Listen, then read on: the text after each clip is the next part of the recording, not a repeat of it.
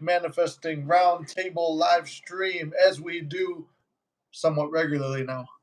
As you know, I'm not a man to be on schedule because just like manifesting, you don't know the appointed hour, you don't know when I'm showing up. Bad business, but a good way to live.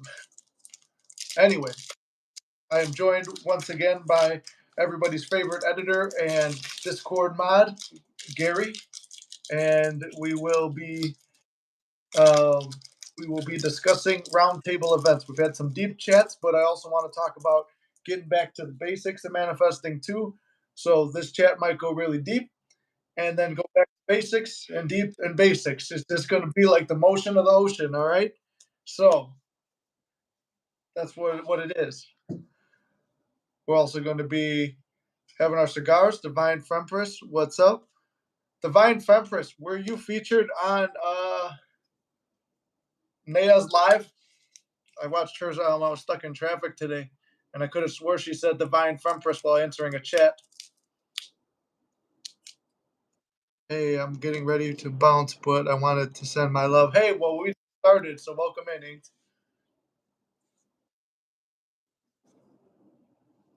I don't know why it's lagging. Oh yeah, we're cutting. Oh yeah, you were lagging on there. Yeah, you're like all over the place. It should be Difficulty. good. The damn British internet. We don't we don't have giant power outages in America where we lose all of our AT&T in one day. That would never happen here. Yeah, I could hear you. Still, I don't know if you're moving or you're lagging. Okay, there you go. Now he's moving. It's laggy still, but your your voice is on point, but lag is not. We'll be back after these messages. Yeah, yeah. The Discord. The ghost is knocking on the door. Let's see. I mean, yes, we're cutting. I punched, and You cut, haven't you? Oh, yeah. I cut. Need to humidify the humidor so it's a little bit better, but I have punched, and my custom lighter from my brother will be to the round table. To the round table. That was Divine Fempress. She said she did. That was me. I always get shouted out on every live I join. There you go. Well, tell her to collab with Mystic. I was watching that live. I'm like, you know what? This is a discussion I'd like to be involved in because me and Gary have some deep thoughts on manifesting too to get into. Hello, feeling much better, working out a lot, more discipline, and in a calorie deficit. There you go, H. That's good to hear. Yeah, that's good to hear, man. I'm really glad actually. I was waiting on you last week, but I'm happy. You're happy. But Divine Fempress, if you don't want to get shouted at, don't bombard them. Oh. Good. Yes. Everybody got shouted out. I seen her famous on another channel. You? Oh, well, let's try and get off here. I was like, can that be the same Divine Fempress that I know? And it was. But she said Empress, that's why I wasn't sure. Good job, me too. I lost 60 pounds. There you go. That's awesome. Right. So, let's see. We got H doing well, Divine Fempress doing well. Ink's popped in real quick, but I don't know if she stayed. Everybody else, welcome in. Gary, I think you prepared a script because I didn't, because I've been running around all day again. But we could start with. Well, you were talking about. We've been talking about this week. So I've seen a lot of. But I've been doing a few tests with myself, and I've been doing a little bit of coaching on my side, but trade coaching in terms of manifestation a little bit, but and just doing a little bit on my side, and just I've been sort of observing what's going on with in sort of how I've seen things, and then relating it to where I was, like 10 years ago. We were talking about SP. Nick and I were talking about SPs a little bit over the last couple of days, and I wasn't socially inept. I mean, I'm not going to lie. When I was younger, I didn't really know how to talk. I just was a very shy person. I didn't really know how to engage. I didn't really know how to engage people, and it leaked in. And the thing is, when you start to understand this, it's not. It leaks into everything. It leaks into job interviews. If those who are in selling and marketing, it leaks into that. It leaks. It encompasses everything, and I noticed. So when I was sort of I'd say 24. I'm 37 now, and I'd say when I was 24, I was probably I was out with a friend in.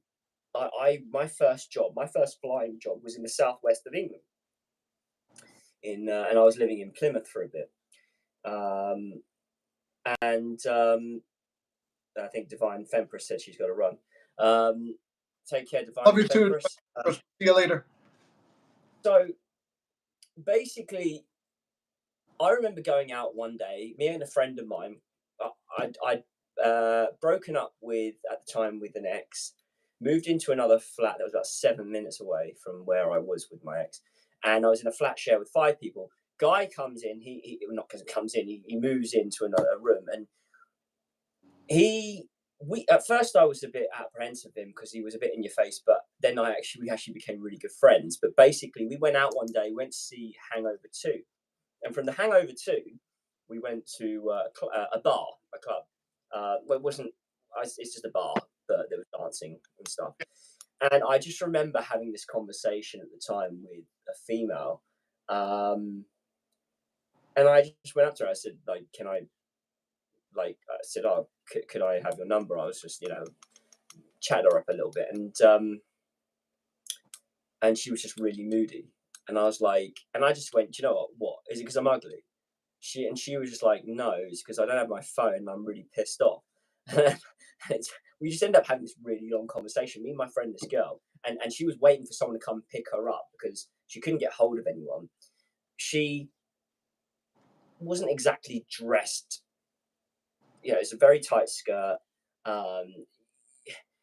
It's one of those, don't judge a book by its cover, because she actually was quite an intelligent person. We were talking about chemistry and freaking. She was a grad in uni, and we just got into this long conversation. Then she left. I gave her my number. I never heard from her again. But my friend said to me, "You need it." I mean, it was by the by. My friend said to me, "You should game."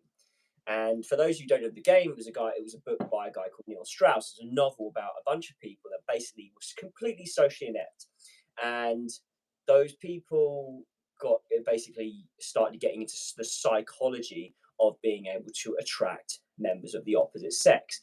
And now we're talking about decades ago, before you had Instagram, before you had, you've got the red pill people now online, and before any of this kind of stuff. So there's no, I'm a very, very equal person. Like I'm like, so don't think that what I'm talking about is not misogynistic. I'm very equal. I look at misandry and misogyny, and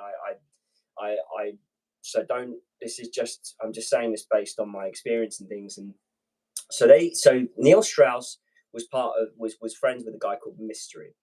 And if anyone ever watched network channel as old as I am, VH1, there was a program called Pickup. I'm not that old, but I'd like to think I'm Gen X / like, you know, my brain is probably older than my body. Yeah.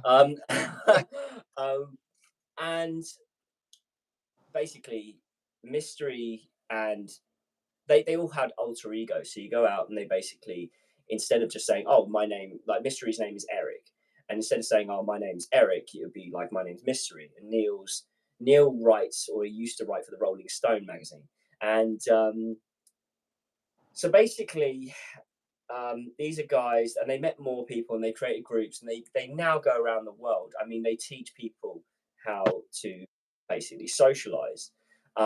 Now I know it's going to be like, oh yeah, it's pickup. It's pickup. It's not pickup. It's a very. I know I've seen how men do it in the sort of community now, and it's a lot more. You got to do this, man. You got to do that because women and men. It's like, no, it's not. He was very natural. He was very like, no, it's allowing really great guys the chance to have a decent chance with the members of the opposite sex, you know, and it just gives them a bit of leeway for the opposite sex, just to give them just a chance to demonstrate who they really are, and not just by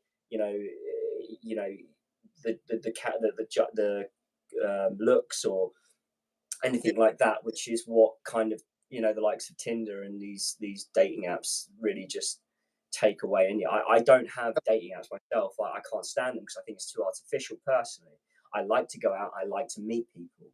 I like to talk to people, not just women, but men. I don't do that very often now with my age and everything like that. I just don't have the energy for that kind of stuff. But to break out of social anxiety, and I don't read. I do read, but I just don't enjoy it. Like, I prefer to listen to an audiobook and same way. Like yeah, so I just learn better that way.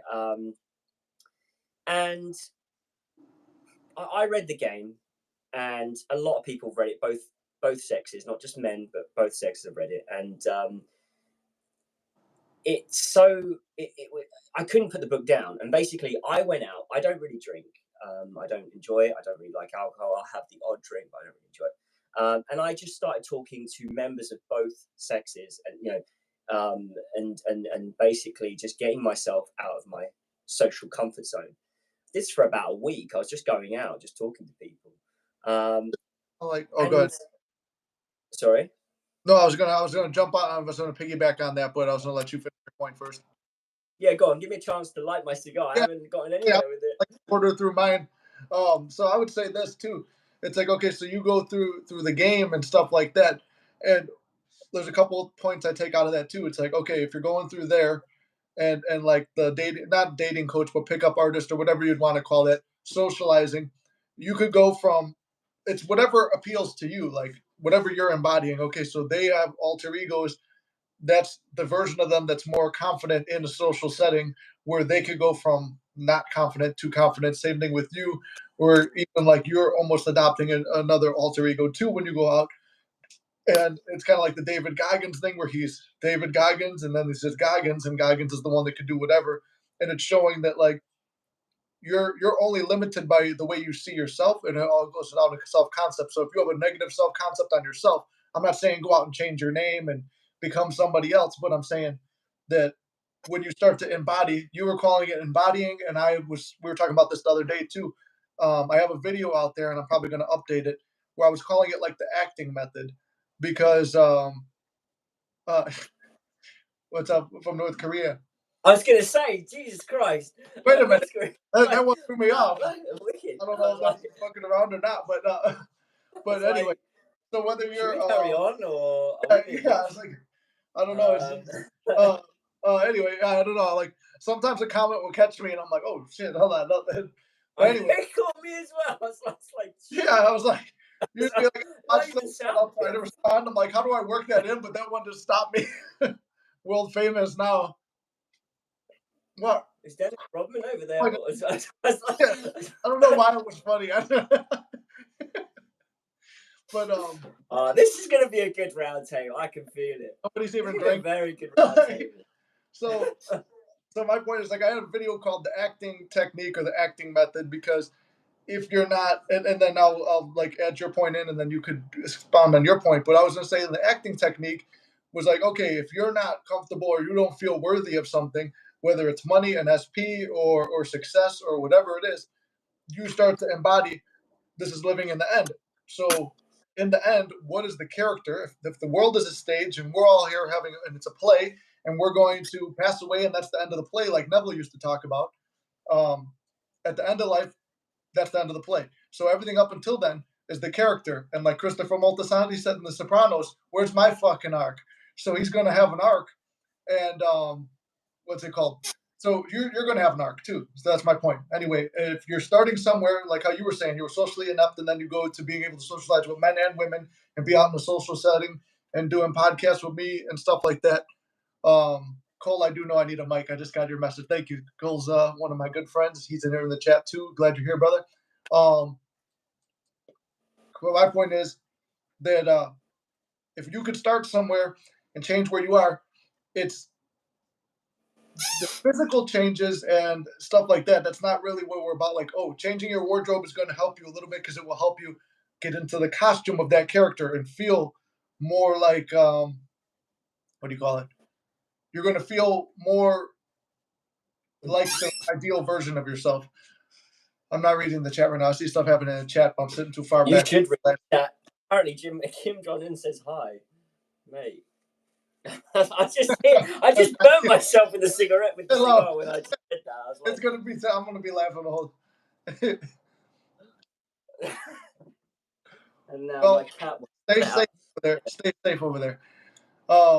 But anyways, the point is like if the world is a play, you want to play the actor, and I like you guys know I come from like the acting and comedy background, so I took what applied to me in the past, and I mixed it into that. Just like I know there's some coaches that do music, they embody that into their coaching, or like I like to take the fitness and the acting and stuff like that, throw that into this, and find analogies and metaphors like that.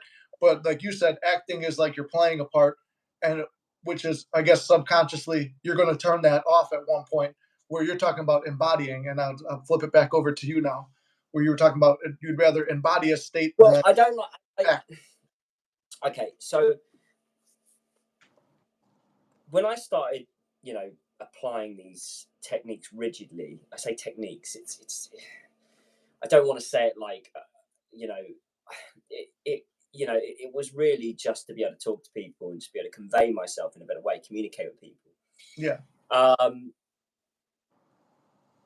My success with the, and I know obviously in this day and age you've got several different styles of relationships and the way people identify themselves, and I'm just at the moment, just for the sake of this conversation, I'm just saying, for me as a heterosexual, I'm just saying members of the opposite sex, but not just that. I talk to males and females, so you it wouldn't matter if there was a male in you were struggling to socialize with anybody at that point. Now and my luck started. I say luck, I don't like that word either, but I was getting numbers. I was just having a lot more success, and now I look back and bringing manifestation into things, I started to realize it wasn't just the application of the technique. It wasn't just basically it's kind of incorporated into everything I've done. So, in my job as a pilot, in basically my job as a pilot, I don't enjoy reading. We have loads of I'm just trying to read. Yeah, okay. We have loads of going into your point, which I said acting was a metaphor based off my past to kind of teach it, but at the same time, like that's what Gary's point is, that you're going to it feels fake and not real, but at the same time I'm saying become that character and don't get out of that character. That becomes the new you. But I'm not talking about being acting or I'm actually not talking about being acting or embodying. And I'll get to that in a minute. Let me just what I'm trying to say is basically, so I don't like to read too much. It's just not. I don't enjoy it. It's just gobbledygook for me. I have to learn other ways. Me being a bit of a gamer, I mean, when I was 11 years old, I decided to want to be an airline pilot. I was on Microsoft Flight Sim. I was on the original, like Flight Sim 98, when it was like all the blocks, the graphic. And then I got to Flight Sim 2000. I always got like the expansions, and I lot like some of the flying I learned was actually on Flight Sim before I started flying for real when I was 19. And because of what I learned about Flight Sim, what I developed, I now use Flight Sim as my training aid for my job. So those of you, if you want to look, I've set up, like, I've had this yoke, what we call a flight control column, the yoke, since I was like 11 years, since I was about 13 years old. My dad bought these for my birthday. And I've been using it since I'm 37 now. I'm still using it today. But I don't use it for gaming. I use it for my actual job. And I use it from a training perspective. I run through procedures. I can replicate procedures and everything on Flight Sim. And, alongside with the manuals and everything like that. And the reason why, and the reason why is you're not sitting there learning to. I know how to fly. Like I did I've gone out, I've done the exams, I've done everything, and I'm fully qualified. I've got loads of hours experience. I've got over 6,000 flying hours. But I can recreate. When we go in the simulator and we do our training, we have to revalidate our license every year to keep it current. But if you're working for a company, you have to do it every 6 months. Now, they'll distribute a briefing, and it will brief out what you'll do. You might have engine fires, you might have failures. These are mandatory stuff you have to do. But then you'll have electrical stuff, and they'll fit in different problems like flaps, controls, stuff that you won't do every single time, but it's there to go through procedures. How would you do that? And for a lot of pilots, it causes anxiety, and even for me, because you're being checked, you're being watched, and it's being graded. So when you go for a first officer like me, you're going for a captain's position. They'll look at your simulator records, your training records, and your performance. And they want to see progression. Now, you're always going to make, you're generally always going to make a mistake. You're going to make mistakes in the sim. Like, it's just the way it is. We call it sim. But doing this, when I go and do the actual sim, there's always the element of preparation. Now, I don't need to sit there and replicate everything, because I'm not going to exactly know what's going to happen in the sim all the time. And equally, I don't know what's going to happen in the plane. But the whole point is not there to teach me what to do. I know what to do. We know the procedure. We know how to. We don't know. We have a set of things that have to be known by memory, but most of the things are done by the checklist, but that we have standard operating procedures. But knowing sort of how to navigate your way around sort of the aircraft and everything like that, the Flight Sim is fantastic for it. And you can see the physics on it is very similar. Like, I can use my real world tools that the company provides alongside Flight Sim, and the physics, the numbers come up almost exactly, pretty much the same. Maybe one unit difference. But basically what I'm trying to say is I immerse my mind. The whole point is I immerse my subconscious mind into Flight Sim and into the world of flying. So basically, when I go to do the job and when I go into the sim, my brain has already gone back and it knows, it's picked it up. Now, in neurolinguistic programming, you have 4 stages of learning. You have the unconscious incompetence, where you don't know what you don't know. So if you don't know what you don't know, so you don't know what you need to actually learn. Then you have conscious incompetence. So you know what you need to know, but you don't know it yet. You still have to learn that skill and bring it into your you have to consciously be aware of what you're doing. Then you have you have conscious competence, where you know what you're doing, but you create things like acronyms, like to remember things, and you have ways of remembering things to bring them up. Then you have unconscious competence, i.e., second nature. It's like when you learn a language, you just speak it. You don't go, oh that's how. Oh yeah, I remember. It's like you just do it. So it's 4 stages.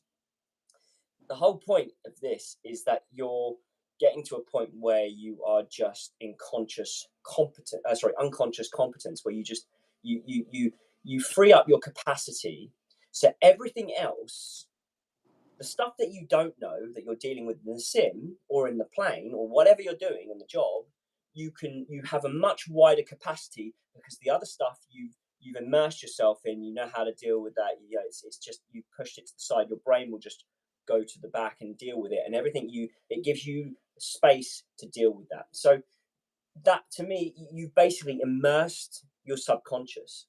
It's the same with kickboxing. And with kickboxing, or any form of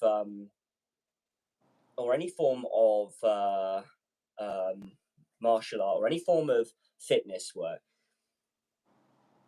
I started getting heavy into the gym last year again. I'm sorry. Sorry. I start again. I started getting heavy onto kickboxing again. I started in the club. This was after my SP and I went apart. And I was doing 3 days a week. Now my body was in good shape. Probably at the time, it was in probably the best shape it's been. But I wasn't. I was like, I want to go back to kickboxing, and so I went from 3 days a week. That's good. Then I started kickboxing, and then now I'm going 5 or 6 days a week. But I'm not going, gotta go to the gym today.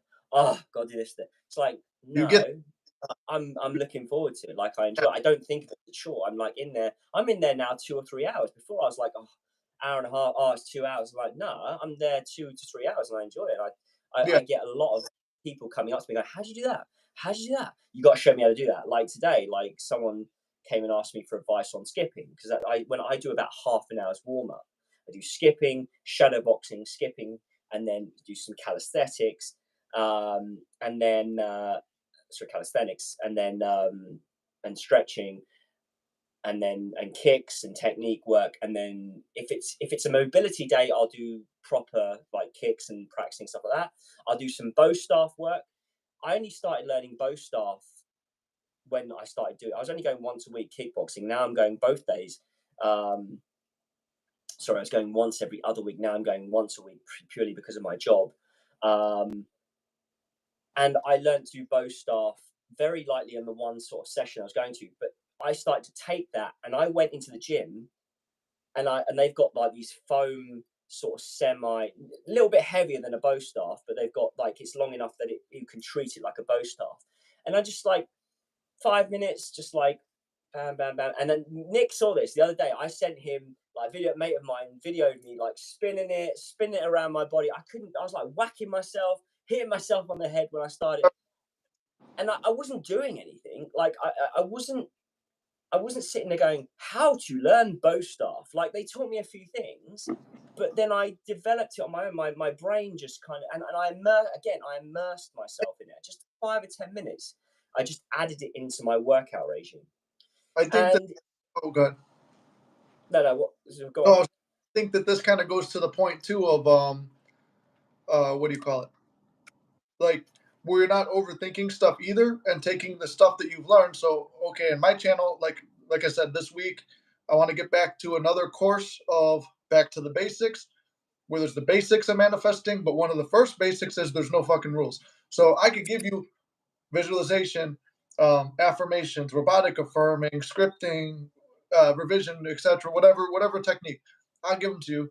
Then you go back and it's like, okay, what works for me? Okay, here's what Nick did. This worked for him. Maybe that technique works for you. Maybe your brain is similar to mine. Maybe your conscious and subconscious is similar to mine. But my way is not the end all be all. There's channels that do strictly robotic affirming. Inc. has had a ton of success off just robotic affirming. I love visualizing. That's my preferred method. But I've had success with every method because I've always been of the mind, if I'm going to coach this and I'm going to teach people, I need to have success with every method. And even where I talk about like revision, I'm not the most successful with revision, but I've had I've used revision to cleanse my mind of a negative past event and move on from it and leave it in the past, because the past only exists when you bring it forward. But the point of this being is, like Gary said, he's, if we're going to use the metaphor of kickboxing and bow staff training and stuff like that, he's taken things that he knew some stuff about, he implemented it instead of worrying about, am I doing this right? I wonder if this is the right form or the right method or the right. So, in terms of manifesting, am I visualizing enough? Should I go longer? Should I set a timer? Should I ask Nick if my SP starts contacting me? Should I react to that? Should I respond to their message, or should I text them first? You start to develop your own method of stuff. You start to check in with you. Well, a lot of people come to me for coaching, and they get, like, I had one guy was in no contact with his SP. Next day, boom, SP's talking to him because we had the session, but it's not because he coached with me. It was almost like he gave himself the permission, gave his subconscious the permission, and relaxed himself enough to detach from it and say, okay, I got this. It's going to happen now because I talked to Nick. Or, and I've seen that with a few people. I mentioned that in the last live. It's giving yourself the permission and then going forward with it. So the bonus to a coach would be that, or a manifesting partner, where it's like you're doing everything right and you're checking in with someone else, but the end goal is you want to be able to check in with yourself and say, hey, am I doing this right? Or not even am I doing this right? You just know you're doing it right. You know whatever you're doing is the right thing at the right time, and you can't fuck this up, and it's always working out in your favor. And whether you can see it or not, it's happening. And faith is, or detachment, I always say, is having faith. So when you're detached, you're having faith. So you're not thinking about it. Just like he's not thinking about how to spin. Oh, did he do it the right way? No, he may have hit his knee, or you may have manifested the opposite on accident, or there was some spillover from an old story that hit you, like he's hitting his leg with the bow staff, but he continues doing it, and again and again and again, and you get better at it. Same thing with weightlifting and bodybuilding. Same thing with making videos. Whatever you're doing again and again, manifesting is almost more or less discipline, but at the same time, here's the contradiction to it. You're What you want is a disciplined mind, not discipline that, oh, I have to do this technique every single day or it's not going to happen. No, it's your mind is so at ease. It's like, I want to feel good and I'm feeling a little bit off. This technique is going to realign me to what I want. And that's what the techniques are. Like I said, the techniques are tools to help you manifest. You are the conduit that bridges miracles and God through this reality. You are the one bringing down the good on earth that you want to experience. You're bringing heaven to earth. So when you're just embodying it, relaxing and letting it flow, let go and let flow, and focus only on the best. Only 20 seconds into mission, my cat doesn't like cigars. For sure. Yeah, mine's the opposite. That's why he's locked out. He'll be all over. Let me read this. A beginning manifestor learner here. I think 5 months now. Still struggling to manifest. I experienced living in the end. However, sometimes I get triggered in 3D. Then I go back to zero again. So see, that's the thing. Is like when you're staying dedicated to it, it should, like, I'm not going to say that it doesn't take more than a year, because I don't know how much of my channel you've watched. There was like the time I wanted to experience uh Valentine's Day with my SP, but I didn't manifest her back to like 2 months or 2 weeks after Valentine's, and it's like, well, you're not any more disappointed. But then my self concept was there. I mean, if you follow the lore, the channel lore, or Nick's lore, there was a breakup after that. But then the next Valentine's, we spent it together.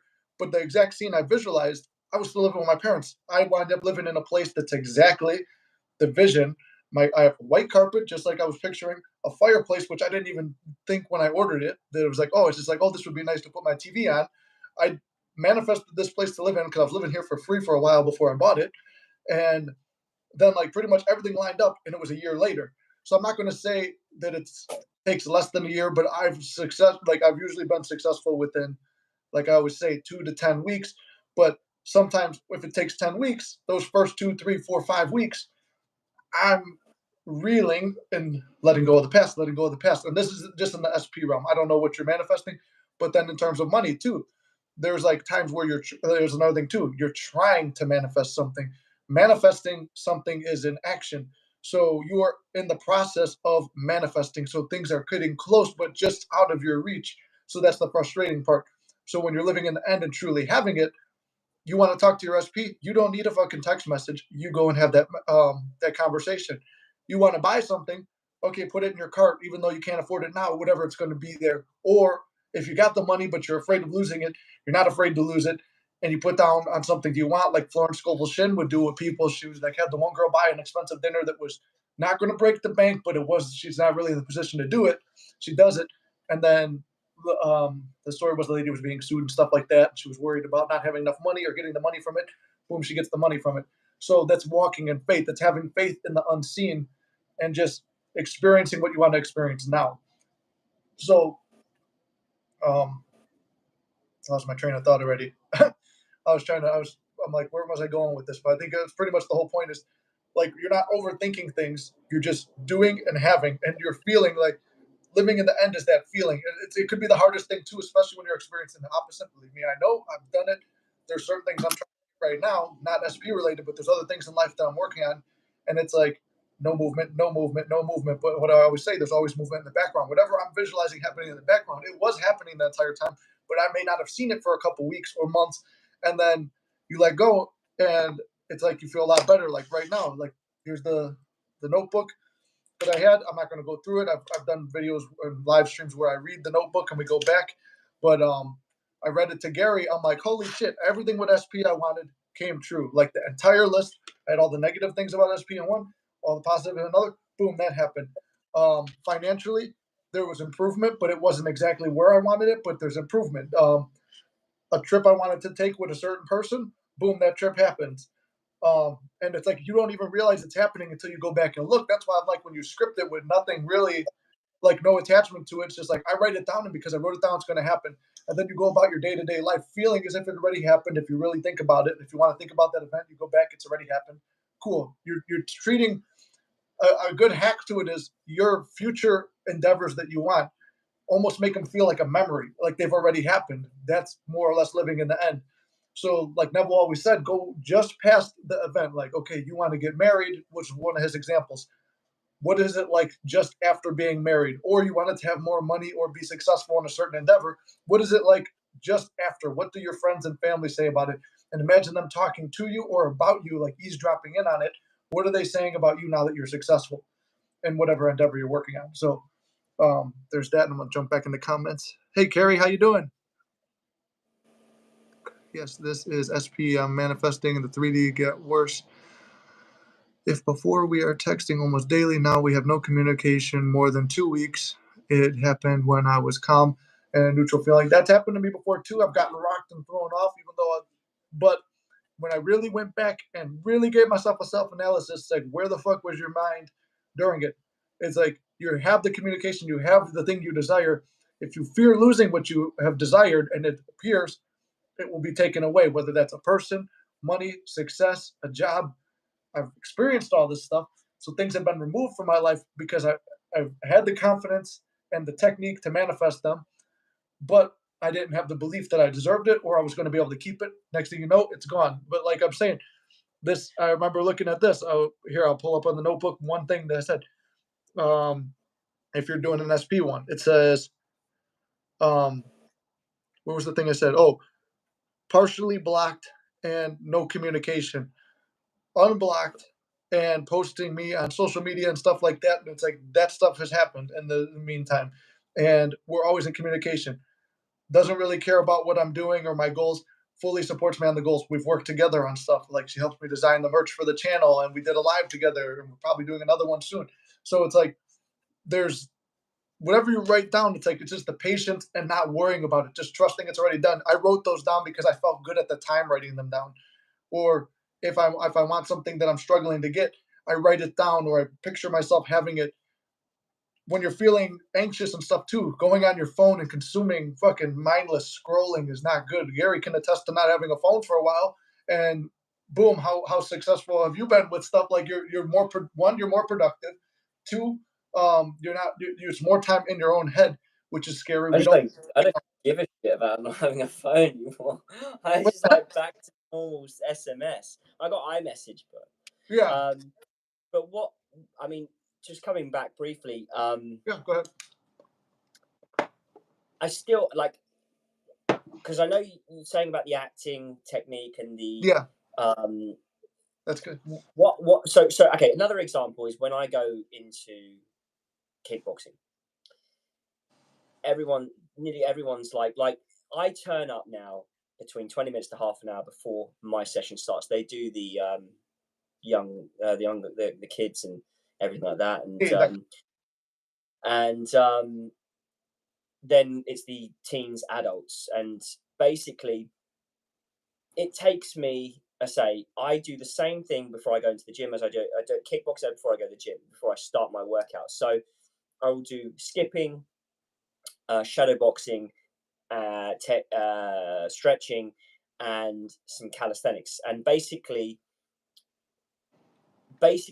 I also, if there's any few minutes left, I'm meditating before I go in, because my mind is in kickboxing. It's there. I'm there to be a warrior. I'm there to do that. That's where my focus is. Just like when I get in an aircraft, my brain is there to fly, not think about SP, not think about the not now. I might, obviously, if you're in, if we cruise, if we're in the cruise and I'm thinking about things, I'm thinking about kickboxing, or generally there's, you're having a conversation with the captain, or the other crew member.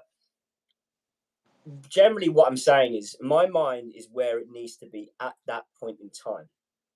You've got other people there that, they're on their phone, they're doing this, they're not, I need to warm up,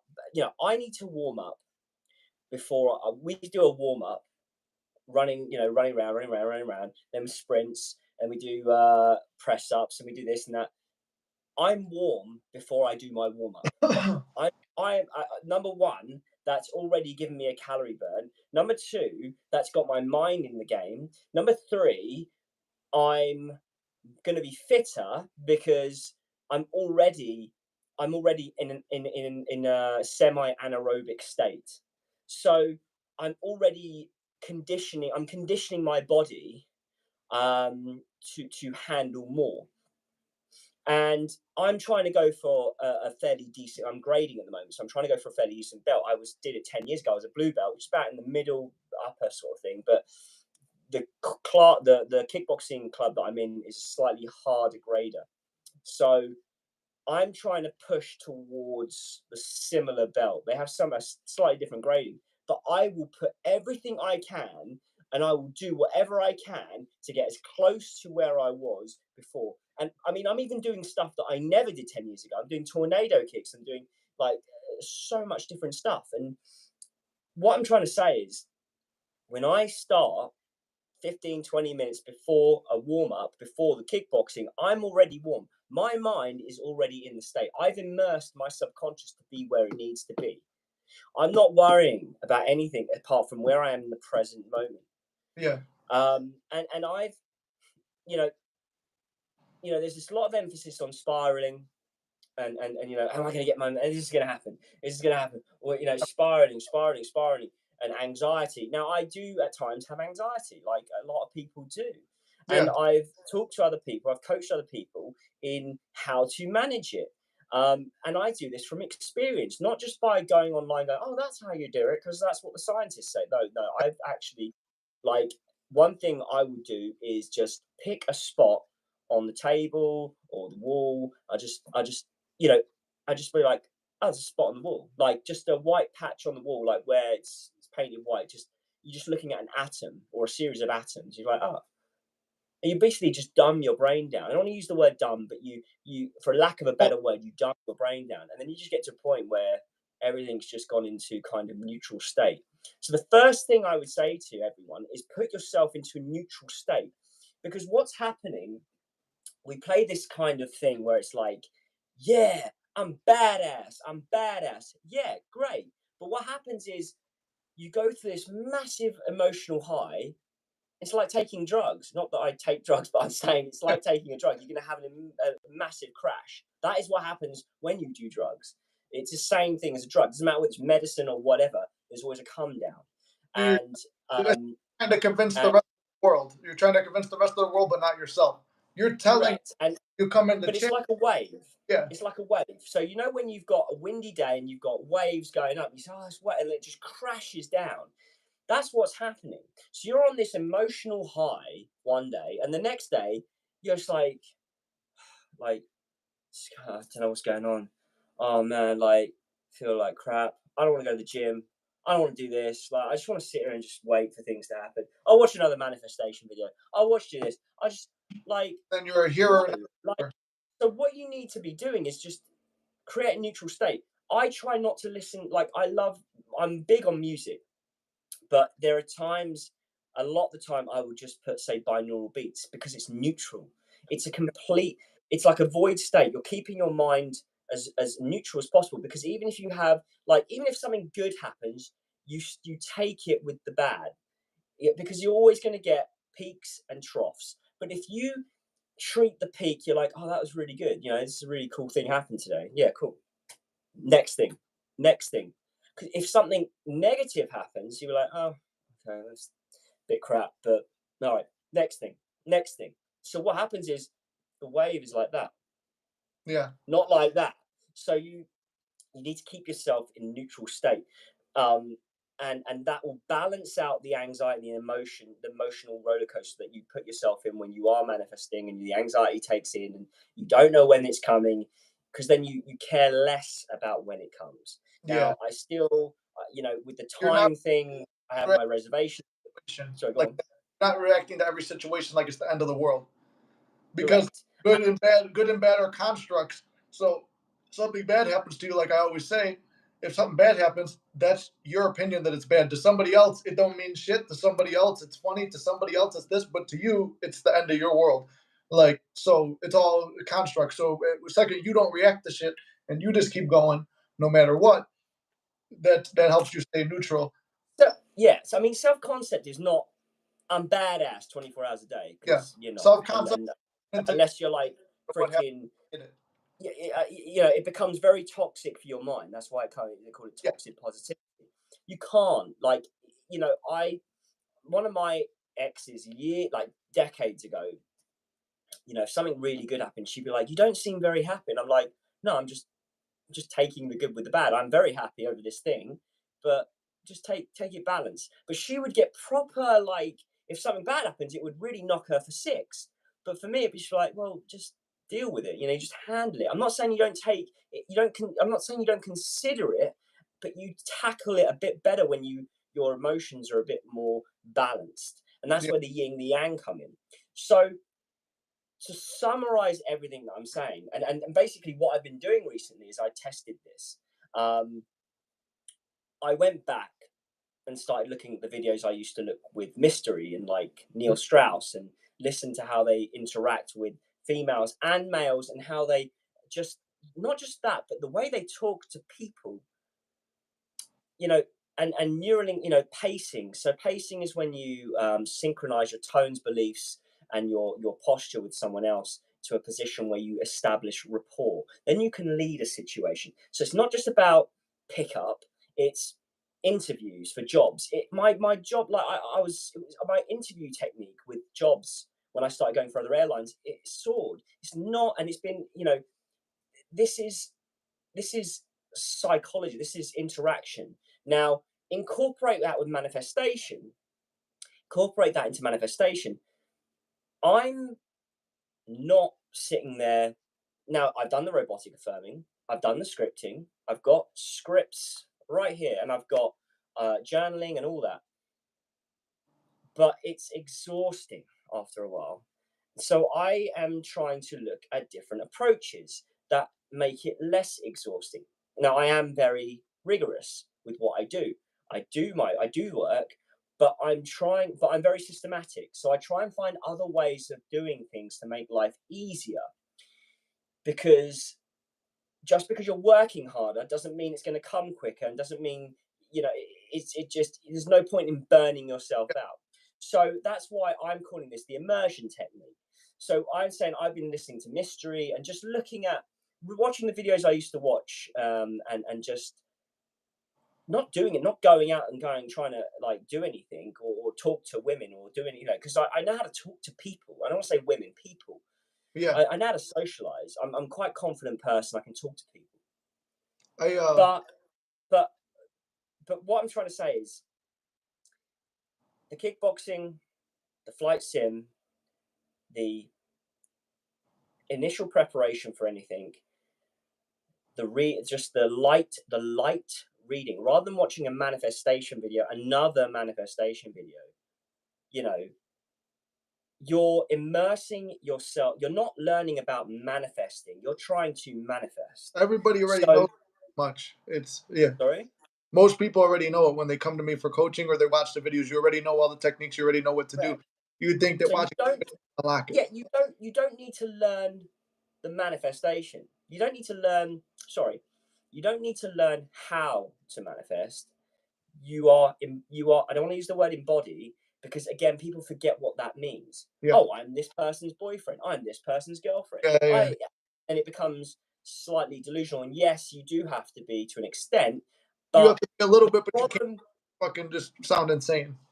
the problem with being delusional, the only problem I see with being delusional is it becomes exhausting and it can knock you for six if the opposite is happening. And Yep, I have experienced it. And I got to yep. the point where I was like, this don't work. I can't, like, this is ridiculous. Like, I've done all of this. I listened to subliminals. I did the affirmations and there were the 3P. How the hell Yeah. did that happen? But when I started to just say, watch a bit of like, and I don't want to sound much misogynistic because I'm not. I'm very very equal. I you know agree with both sexes, and I'm very very supportive of them Yeah. both. But when I started to watch these videos again, just my natural interaction with people, just the way people approached me without me doing anything, Because started to go up. I'm just you're immersing my in the subconscious. state I'm not doing anything. of that way. I'm not. Sorry. Like, no, I'm saying, I didn't mean to cut you off, but I'm saying like you're feeling more neutral because you're connected to that end state already, where even whether you know it or not, just like sometimes um you don't know how to what do you call it? Sorry, I just lost my train of thought. Because I was gonna switch over to these questions too in a second, but when you're embodying that state, um, what do you call it? You're embodying it, but you might not realize it. Just like when negative things happen, you might not realize why they're happening because somewhere you've embodied something that you don't realize, which is why I'm saying always take account and watch yourself mentally, what you're taking in, what you're consuming, what and you're always like you're going to view yourself somewhere in the world. Like I always say, you have a place. You see you're placing yourself always, like in every Yeah. interaction. In this conversation, both of us are placing ourselves at some point of the dynamic, or like on a job interview, like you said, or on a date. You're placing yourself in that situation somewhere in your mind. You see yourself in a good or a bad light. When you get to that state, you're kind of seeing it like that. And I don't know if you want to But continue, but I was the going to only thing I say is different with the question immersion technique important. that you're. Go Sorry, ahead. go on. With me or you? I was going to say the only difference with the immersion technique is that you you're not doing anything that you would have done. You know, you're just not. You're not being like SB wants me, SB wants me, SB wants Yeah, me. yeah, I'm good at this. I'm that. I'm this. You're just like lightly taking, you're just reading about something, just like you'd spend 10 minutes watching another manifestation video. Instead of doing that, do the manifestation, read about the manifestation, read about kickboxing, yeah, like watch a video. Like I'll do a 60-minute heavy workout that like I've got them saved on my gym. I've got different subjects on my YouTube. I've got one is in this gym, so every time I go to Oman, they've got a heavy bag. I'll do a 16-minute workout and destroy my legs as conditioning. And I'm learning more about the Shaolin monks, and yeah, I'm getting more into that. I was saying to Nick, like I found like this Shaolin online thing, and like I really admire Shaolin because yeah, they're prepared warriors, but they're very peaceful, and I really admire that. And what I'm saying is, you're not necessarily taking any conscious action that is at risk of burning you out in the long run. What yeah, you are doing is you are lightly immersing your subconscious mind by doing something that you don't even really think is going to do anything at first, but you just do it with a neutral perspective. Like you read about, okay, bow staff, you do a bit, you just do a 5 minute, this, that, and the other, or you do some kicks here and there, or you know, whatever job you're doing, whatever career, you just do like, you just read a bit, or you watch a bit on what they're doing, like something different. and you've immersed yourself in that mentality. You immerse your subconscious. And what will happen is slowly, and this is where the manifestation comes into it. Like I was saying, you get the whack-a-mole, you're standing there with the mallet, you don't know when the mole is going to come up, but you're prepared. And what we were saying is that when people say luck is when preparation meets opportunity, the opportunity is the manifestation. Yeah. The preparation is the action. But we're not saying I'm not saying you stand there and affirm for 10 minutes solid. I'm not saying you text anyone. I'm not saying you go out and go out with me, give me a job. I'm not saying you do that. You just, the preparation can be merely just reading about how people interact. And what that does is it starts to saturate in your mind, and you're like, and then all of a sudden people start texting you, and you're like, oh, so where did that come from? I didn't make anyone text me, I didn't do anything, but you'll react in a way that encourages more, and it becomes a snowball effect. So that's why I call it the immersion technique. So I think it's a really good one for those that are spiraling, be like, where is it? 10 minutes robotic affirming, where is it? It's like, no, it gets you. Yeah, you just need to be more in the present moment. But I see questions coming in, so I want to take these real quick. I don't mean to cut you off, but I want to see, because one of them, I think that was it. I just got. Oh, okay, there's an important thing I wanted to touch on, and then also this Dr. Evergreen wants to know about immersion technique. It is a little bit more advanced for a beginner. Like I would say, okay, so you're starting out manifesting, and you're saying struggling with a job and stuff like that. I've gotten every job I've ever wanted, in weird, not necessarily in weird ways, but I would be lined up on interviews. I'd be going to all these interviews and stuff. But every job I described before I got it, I got it. I remember when I was first getting into the trades, I used to work at a gym, and then I was going into the trades. I said, I don't care how hard the work is, as long as I'm there and I get the job well, whatever. I get ball busting work, like painting, lifting, all this heavy stuff. It's not like it's super hard, but it's like you're on your feet all day, you're doing stuff, and then you see the other guys who are like the mentors and the leads. They're sitting around fucking off, and then I'm like, okay, well, the next place I go to, I want to be able to learn, and I don't care how hard the work it is, as long as I have a good crew that helps me. The next place I go to, and I kept saying that, and it was not a robotic affirmation, but I would continuously tell, like, I guess in a way it is a robotic affirmation or an affirmation. Every time I would tell people what I wanted, um, that job would come about. So I remember working at the one place. I'm like, I just want to go somewhere where there's a lot more guys there, so that way I won't have to do as much work. Well, the harder work that was more detailed, that was taken care of. But all the other stuff, even though there's a lot of guys, I'm doing a lot of work. So I'm like, I want to go somewhere where I learn and we break up the work evenly. We did that, but then I got put on a shitty shift. I'm like, I don't care if I have to leave this place or go somewhere else. I didn't care how it happened. I'm like, I want the shift I deserve, and the shift I deserve. I also said I wanted to have free parking at work, and I wanted to have no clock in, no clock out, um, and a cooler crew of guys, more laid back, this and that. Everything I asked for, I got, and it was like literally a block away from the other job I had, where I was told repeatedly, "This is never going to happen. This is never going to happen." I manifested a boss leaving, but out of even though he was a complete fucking dickhead, it was a way worse situation. He had a really good situation there. Like he would not even change into his uniform. He was getting paid a ton of money there. I kind of like just had an inner conversation. Like, I'm so happy that you're getting a better job, more money. You get everything you want. And the dude winds up with he was driving an hour to get to our work site. He was now 15 minutes from his house. It turned out a job he was at for 25 years, got all his vacation time fulfilled. I don't even know how he negotiated it other than manifestation and me saying these nice inner conversations with someone who treated me like complete shit. Then he wound up becoming my friend. Not really a friend. I wouldn't call him a friend, but a work friend. Like we were cooler at work. Um, and I just got a message. Slow down. You're talking too fast. Thank you. I appreciate it. But my cigar died. I wasn't talking fast enough. So anyway, the point is, everything I ever wanted, and work wise, because I see Dr. Evergreen was talking about jobs. All I would do was I would start, if I was thinking about the next job I was going to, I would just, I was describing it to myself or to whoever would listen. The next job I get is going to be this, or it's going to be that. And I was just describing, in every job I wanted, I got. And even despite all the odds, like I shouldn't have got like the shift I have now is like something that a guy who's been doing 20, 30 years should have that shift. And it's like, how did I get this?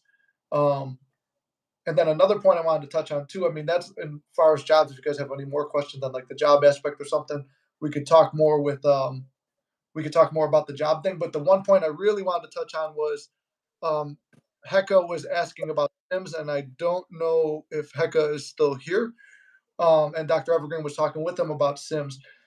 So Sims is a dangerous topic because sometimes people are going to be like, "Oh, well, the world is a simulation," which there's a theory of it being a simulation. There's a holographic universe theory. There's that, like even I said, the world is a state, and we're all just players in it. And at the end of the day, when we die, we take off our costumes, and we're all just back to God, back to source, and we're good.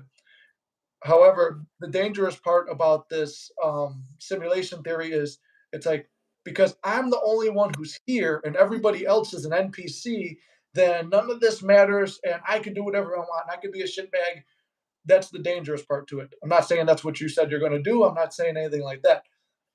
But my personal take on it is yes, everyone is you pushed out. We're all connected to some degree.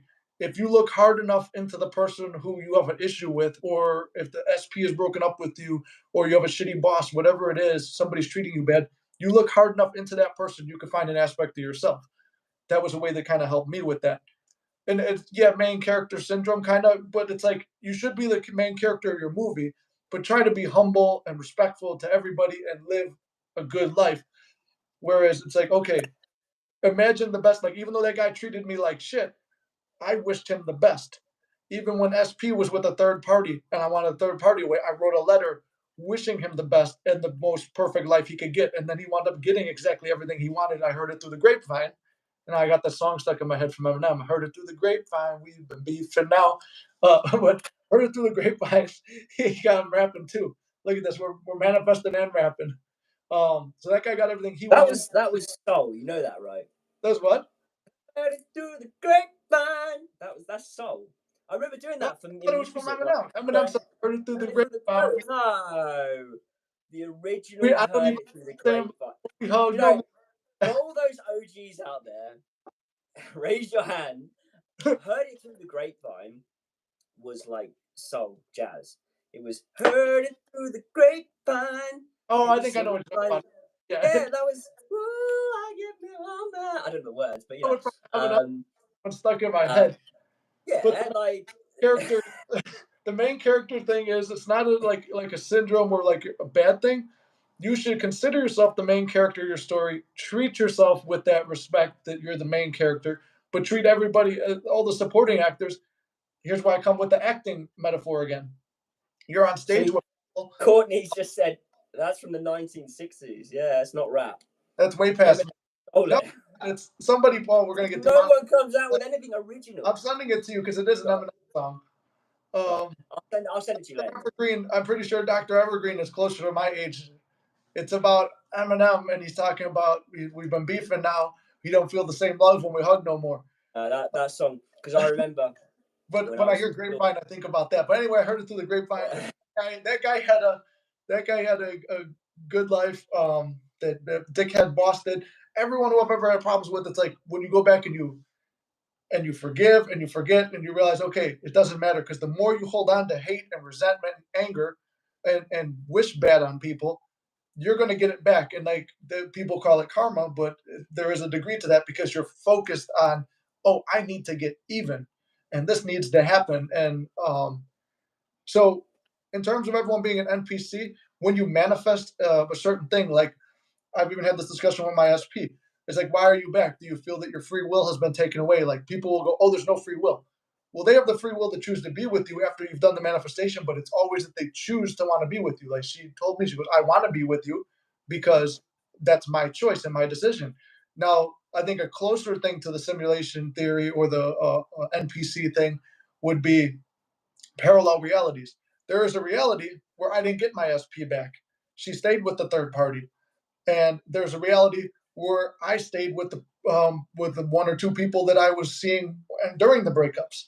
So there's a different reality where each thing happens. Like so, there's There's a version of Nick that stayed heartbroken. I just don't identify with him. There's a version of me that went off and that just stayed single and got everything he wanted that way. I don't identify. I mean, I identify with getting everything that I want, but I put myself on that life track of, okay, this is what I want. I'm identifying with that, and it's all what you're identifying with, and it will be brought to you naturally. Not like this is a simulation and I can do whatever I want, and because I say it, it has to happen now, and you're gonna suffer if you don't get it. Because I get that one all the time too. I want them to feel bad. Well, that's another thing too. I bring up unconditional love too is, oh, I'm gonna love you on the condition that you act and are this way. No, I love you because I love you no matter what. That's what true unconditional love is. Now I think I've rambled too far off it, but the Well, main can I just? I'm just looking at before Dr. Evergreen's messages disappear into the sky. oh, are they disappearing? Oh yeah, they're going up. Go ahead. So Dr. Evergreen said, "Can you help us who don't have a job right now or are struggling during these times? It's kind of hard to manifest when we have to deal with what's going on now. I want to see myself doing better, but sometimes it's hard." So, okay, and then you said the immersion technique seems a little advanced, and I'm going to say why it's not actually an advanced thing. It's actually the opposite. So, simple example: when you're doing a chest exercise, when you're working your pecs, for example, there's several different microfibers, upper, middle, and lower. So you do several different, you target those microfibers, you target those areas. Okay. Now I'll watch a video. Now I've got guys that I watch, and I'll watch a video that will basically instruct, just talk about how to target each part of the pec. Same with the bicep. So you'll target this part of the bicep, so you'll get a wider bicep, but also you want to be targeting the top. You do different exercises to do that. Just by so it's the same thing with job. So the question you got to ask yourself is, which part of the pec do I need to be bringing up? The lower pec? Do I need a more flat plate? Do I need to create more flat plates, or do I have a nice straight flat plate? I need to work on the upper, in which case I need to do more incline press and more. If I want to bring up the lower pec, I need to do more decline press, along with other things. But so with the job, the thing you got to ask yourself is, where are you not getting exactly what you want? Are you not getting through the application stage? Are you not getting through the interview? Are you not closing the job? So, like for pilots, you have a massive selection process. So, you've got pre-screening, you've got psychometric testing, you've got group exercises, you've got interview, and it can be a technical where you talk about the aircraft and technical stuff relating around the job. But you've also got a personal interview as well. So competency-based interview. Tell me a time when you've done this, and you have key buzzwords that you have to show your competencies meet what they're looking for. So you have to. So when I was going for airlines in the past, I would look up what that airline, because every airline is slightly different. They want certain molds of people. So with one airline, they might be more technical focused. So I'll start learning more, I'll go back on my aircraft, or I'll go back on the aircraft they fly, and I'll learn the technicals behind them a little bit more, because you don't remember everything. With competency based, you'll learn how to kind of answer the questions in terms of the competencies they're seeking, because you have those competencies, but it's conveying that you have those competencies by previous examples. So the question is, where specifically are you not getting the role, and how? Okay, once you know that, that's where you need to focus on. When you start, then you just start watching the odd video on that kind of subject. How to answer these questions, how to perform in an interview, how to respond in an interview. And you're just watching some information. It's nothing advanced about it. When I say immersing your subconscious, you're just watching something. You're just taking in something, like reading a book or watching a video on something. You're not necessarily going out and applying it. You're just starting off with the basic, which is just to read or watch about what it is in these particular areas that you don't feel you're getting through. So that's why I'm saying it's not it's not really advanced. It's actually quite simple.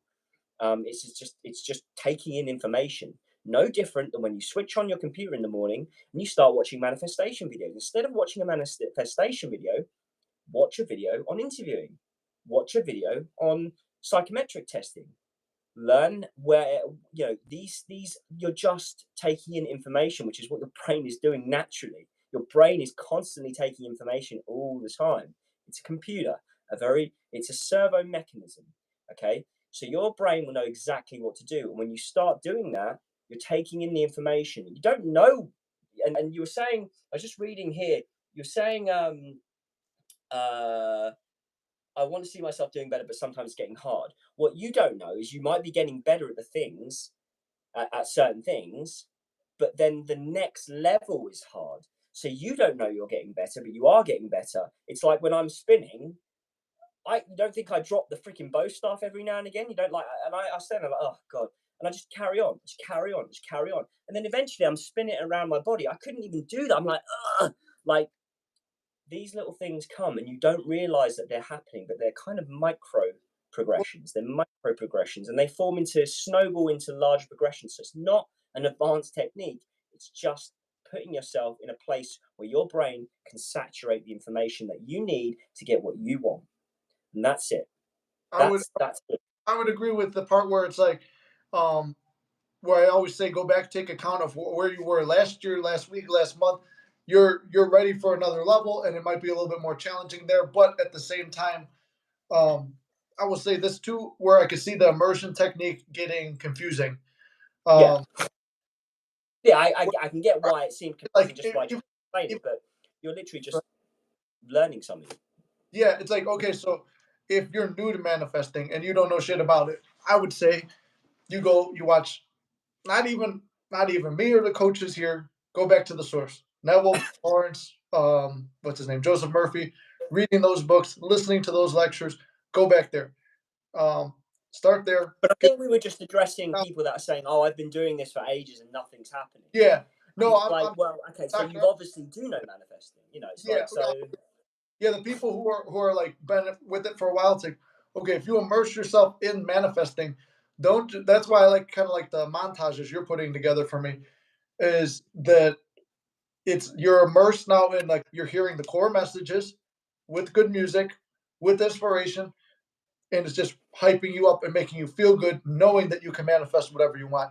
That's where I would call the immersion, that you're just in the knowing state that you have the power to create the life that you want, and it all resides within you. That would be the immersion to that. And like you said, if you wanna be better at if you go back and analyze yourself, okay, am I struggling with interviews or something like that, or social situations? There are videos that you could watch to make yourself more motivated or in the state of like, oh, I am confident and I'm emulating this particular person or this thing. I'm not copying them. I'm emulating aspects of them that I admire that could help me get into there. I think that's where Gary's going with the immersion technique. You're taking So yeah, so it's like where you.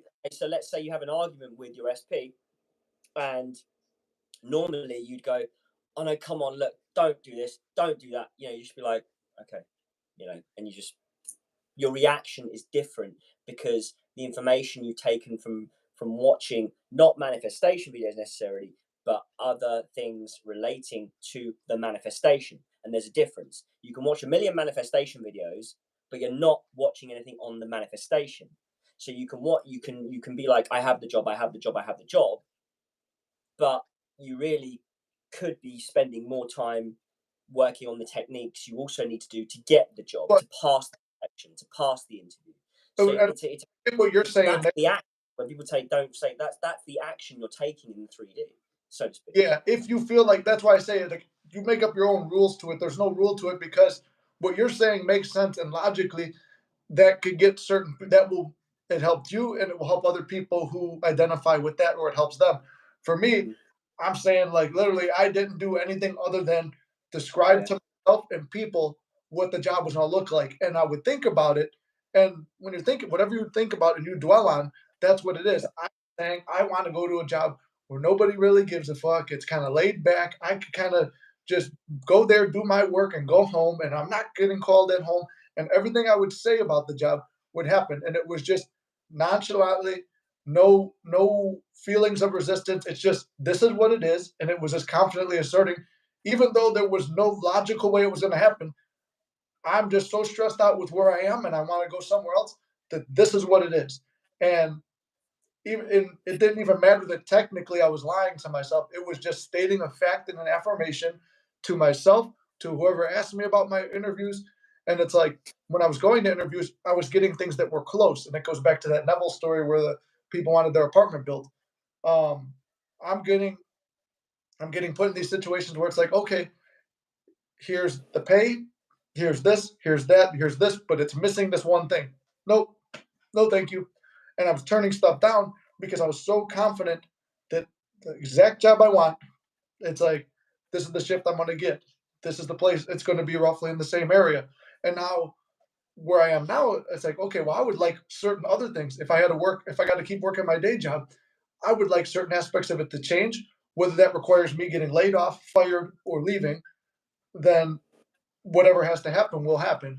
So I'm more laid back on it and not stressing because I just know just because I speak it, that's the immersion. I've immersed myself in manifesting and the teachings and the belief in this whole process that if I speak it, it's going to happen. And that's if you immerse yourself in it enough where you're so confident, that's where I say these mini manifestations. You write them down in your notebook. You write down, I'm going to manifest this, this, and this. Start out with small stuff that's not hard. I'm going to see a car that looks like this. I'm going to get a compliment on this. I'm going to find $10. Like if you're in our Discord, there's little. I'm putting up challenges. I got the $10 challenge. Manifest $10. It's not impossible, but most people you only find a penny, a nickel, a quarter on the ground. Um, okay, hit something big, $10. I mean, I found $300 on the ground. You guys know the story about I sat by an ATM when I said I was going to manifest $1,000 that night, and I thought it was going to come from slots. I'm on my last 20 at slots, about to hit the thing, and I said a prayer to God. I said, God, I don't know. Like I said, I was going to manifest 1,000, and the highest prize you can win is 1,200. No one really wins them, and I go to hit it, and I hear beeping right there, right next to me. There's a fucking $1,000 sitting in a fucking ATM, and there ain't nobody else in the place. It just went off out of nowhere. So that's something being manifested out of thin air. But that's like a technically a bigger one, but there's no such thing as big and small manifestations. It's all what you see and believe about it. Like an SP is not a big manifestation for someone who's very confident with women or men or relationships or getting people back. If you've done it before, it's easy for you to do again. And you've got that in your mind.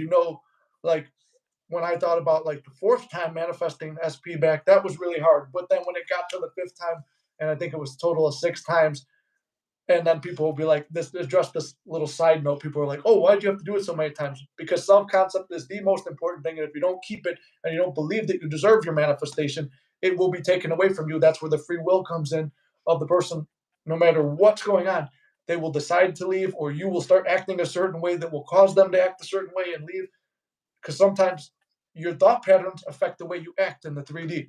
And that's something that I don't think people realize sometimes. It's like, if I'm thinking this way and I'm fearing this, I might do something to like, oh, I keep checking social media to make sure that, oh, our pictures are still up together, or they're not talking to anybody else, or who's following them and scrolling through to see who's following them and stuff like that.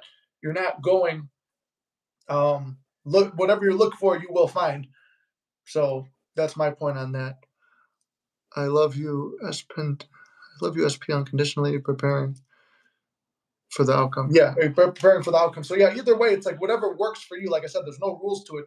If Gary's method of you guys going and watching videos on how to be a better interviewer, how to be more confident and immersing yourself and finding people who are really good at that, like there's plenty of people online that show their techniques for how to be more confident, how to do this, how to do that. I try to encompass all of that on the channel, but there's certain people who specialize in certain things and the people who you admire. Even when I was starting out with like when I wanted to be an actor and a comedian and stuff, and I'm doing stuff, and I'm watching interviews of actors and comedians I admire, and I watched how they walked out on the stage, how they presented themselves, how they spoke, and I tried to take aspects of that, even like how they dressed and stuff. It's not me ripping them off, but it's like I like that little bit of an aspect that I think that would complement me well. And you would try it. Same with Van Damme, like me, like Van Damme, Scott Atkins. Jean-Claude Van Damme, Scott Adkins, Scott Adkins is a phenomenal martial artist, and Van Damme is as well.